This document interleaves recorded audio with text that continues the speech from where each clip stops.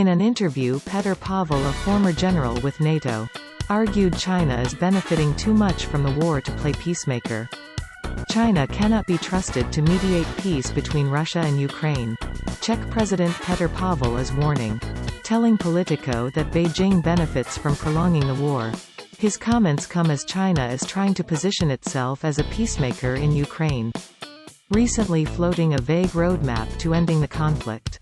And while most Western allies have been skeptical of the overtures, some countries like France insist China could play a major role in peace talks.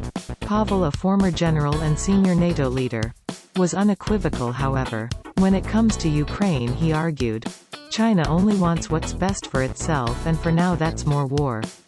I believe that it is in China's interest to prolong the status quo, Pavel said, because it can push Russia to a number of concessions.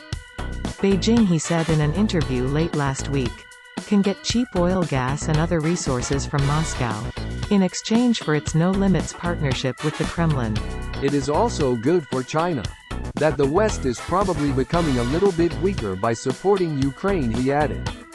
Pavel's remarks seemed prescient when only hours after he spoke, China's ambassador to France provoked indignation by proclaiming that former Soviet countries have no effective status in international law, a comment that came in response to a question about whether Crimea belongs to Ukraine.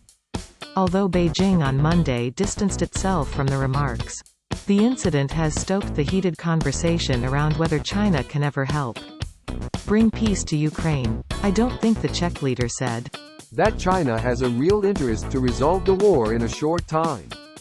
Pavel, who took office as president last month, said Beijing is using the war to learn. China is taking lessons out of the conflict every day, Pavel said. They closely follow what Russia is doing, how the West is reacting.